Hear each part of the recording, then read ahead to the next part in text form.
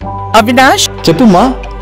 దగ్గరలో ఉన్న మెడ్ప్లస్ కు వెళ్లి మెడ్ప్లస్ బ్రాండ్ మెడిసిన్స్ అని అడిగి కొనుక్కునరా. అక్కడ 50 to 80% తగ్గింపుకు వస్తుంది. మీరు తీసుకునే అదే మందులు, అదే నాణ్యమైన మందులు, కానీ సగం ధరకే.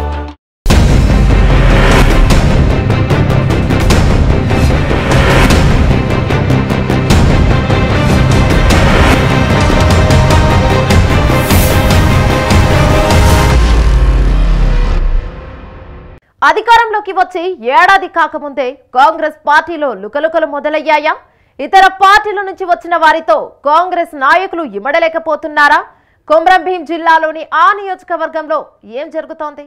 కాంగ్రెస్ నాయకుల మధ్య విభేదాలు ఎంతవరకు దారితీయనున్నాయి?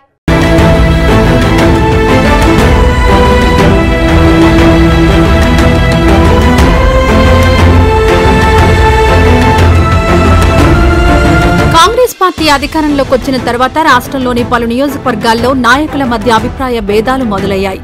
ఎన్నికలకు ముందు కలిసికట్టుగా పనిచేసి పార్టీని గెలిపించిన అధికారం వచ్చిన తర్వాత కాంగ్రెస్ లోకి వలసలు పెరగడంతో పాత కొత్త నాయకుల మధ్య ఆధిపత్య పోరు మొదలైంది. ఒకటి అరా కాదు, రాష్ట్రంలోని చాలా నియోజకవర్గాల్లో కాంగ్రెస్ పార్టీ పరిస్థితి అలాగే ఉంది. ఇక కొమ్రంభీం జిల్లాలోని సిర్పూర్ నియోజకవర్గం రాష్ట్రంలో మిగిలిన సెగ్మెంట్ల కంటే భిన్నంగా ఉంది. ఇక్కడ కాంగ్రెస్ అభ్యర్థి గెలవకపోయినా కాంగ్రెస్ పార్టీ అధికారంలో ఉండడంతో బీఆర్ఎస్ నుంచి భారీగా నాయకులు వలస వచ్చారు. వచ్చిన నాయకులందరూ సీనియర్లు, మంచి పలుకుబడి ఉన్నవారే కావడంతో ఆధిపత్య పోరు మొదలైంది.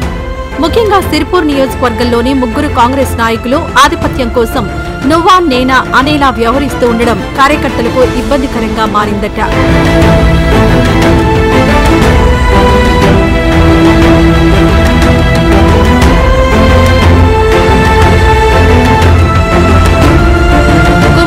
ఆసిఫాబాద్ జిల్లాలోని సిర్పూర్ నియోజకవర్గం ఎస్సీలకు రిజర్వ్ చేయబడింది. 2023 అసెంబ్లీ ఎన్నికల్లో కాంగ్రెస్ తరపున రావి శ్రీనివాస్, బీఆర్ఎస్ నుంచి కోనేరు కోనప్ప, బీజేపీ నుంచి పాల్వాయి హరీష్ బాబు, బీఎస్పీ నుంచి ఆర్ఎస్ ప్రవీణ్ కుమార్ పోటీ పడ్డారు. అయితే ఈ నియోజకవర్గంలో బీఆర్ఎస్, బీజేపీ, బీఎస్పీ మధ్య త్రిముఖ పోరు జరగడంతో బీజేపీ 3008 ఓట్ల మెజారిటీతో విజయం సాధించింది. కాంగ్రెస్ తరపున పోటీ చేసిన రావి శ్రీనివాస్ కు కనీసం డిపాజిట్ కూడా దక్కలేదు. అయితే 10 ఏళ్లుగా సిర్పూర్ నియోజకవర్గ కాంగ్రెస్ ఇన్ఛార్జిగా శ్రీనివాసే ఉండడంతో ఎన్నికల తర్వాత కూడా ఆయననే కొనసాగించింది. అప్పటి వరకు బాగానే ఉన్న కాంగ్రెస్ పార్టీ రాష్ట్రంలో అధికారంలో ఉండడంతో పలువురు బీఆర్ఎస్ నాయకులు పార్టీలో చేరిపోయారు.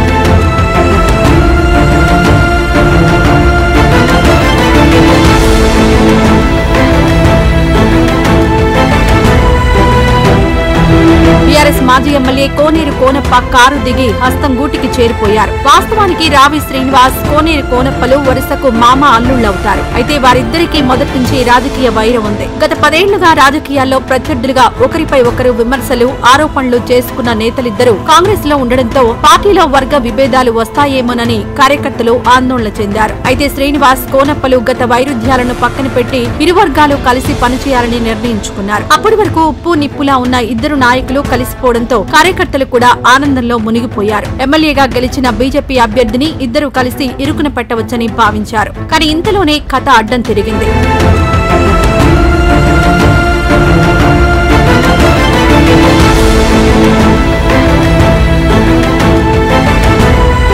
కోనప్ప చేరిన కొన్ని రోజులకే బీఆర్ఎస్ కు చెందిన ఎమ్మెల్సీ దండే విఠల్ కాంగ్రెస్ లో చేరారు. విఠల్ రావడంతో సిర్పూర్ కాంగ్రెస్ లో వర్గ విభేదాలు ప్రారంభమయ్యాయి. దండే విఠల్ వచ్చిన తర్వాత కాంగ్రెస్ పార్టీలో గ్రూపులు మొదలయ్యాయని కార్యకర్తలు చెబుతున్నారు. తన ఆధిపత్యాన్ని నిరూపించుకోవడానికి దండే విఠల్ రెచ్చగొట్టేలా వ్యవహరించడం మొదలు పెట్టారట. పార్టీలో కొత్తగా చేరినా సరే అప్పటి వరకు ఉన్న పాత కాంగ్రెస్ నాయకులను కూడా పట్టించుకోకుండా వ్యవహరించారట. Kagaz Nagar market committee chairman ఫోటోని ఫ్లెక్సీలో పెట్టలేదనే విషయంలో కూడా రగడ జరిగింది. ఈ గొడవకు దండే విఠల్ కారణమనే చర్చ కూడా జరిగింది. దండే విఠల్ వచ్చిన తర్వాత కాంగ్రెస్ పార్టీలో అప్పటి వరకు కలిసి ఉన్న శ్రీనివాస్, కోనప్ప వర్గాలు కూడా విడివిడిగా రాజకీయాలు చేయడం మొదలు పెట్టాయి. ఆ 2 వర్గాలు కలిసి ఉంటే తన ఆధిపత్యం చెల్లదని భావించే దండే విఠల్ కావాలని ఆ వర్గాన్ని విడదీశారనే ఆరోపణలు కూడా వచ్చాయట.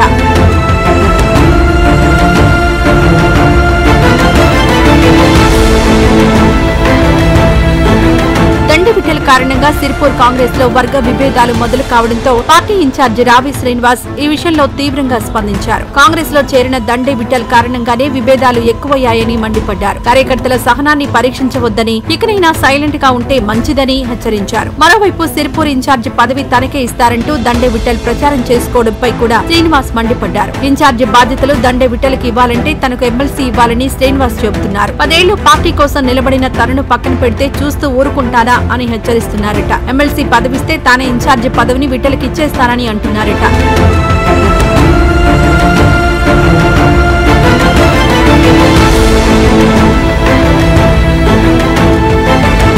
శ్రీనివాస్ దండే విఠల్ మధ్య మాటల యుద్ధం జరుగుతూ ఉండడంతో కోనేరు కోనప్ప మాత్రం సైలెంట్ అయ్యారట. కాంగ్రెస్ పార్టీలో చేరిన ఆయన ఈ ఆధిపత్య పోరులో నలగడం ఇష్టం లేక మౌనంగానే ఉంటున్నారట. పార్టీ కార్యక్రమాలకు కూడా హాజరు కాకుండా ప్రస్తుతానికి దూరంగానే ఉండాలని నిర్ణయించుకున్నట్టు తెలుస్తోంది. తన అనుచరుల సూచన మేరకు ఇరు వర్గాలకు సమాన దూరం పాటిస్తూ న్యూట్రల్ గా ఉండడం మంచిదని కోనప్ప భావిస్తున్నారట. అయితే ఇంత జరుగుతున్నా జిల్లా ఇన్ఛార్జ్ మంత్రి సీతక్క మాత్రం ఈ ఆధిపత్య పోరును పట్టించుకోవడం లేదనే ఆరోపణలు వస్తున్నాయి. ముగ్గురు సీనియర్ నాయకులు ఒకరిపై మరొకరు బహిరంగంగానే మాటల యుద్ధానికి దిగినా ఎందుకు వారించడం లేదని కార్యకర్తలు ప్రశ్నిస్తున్నారట.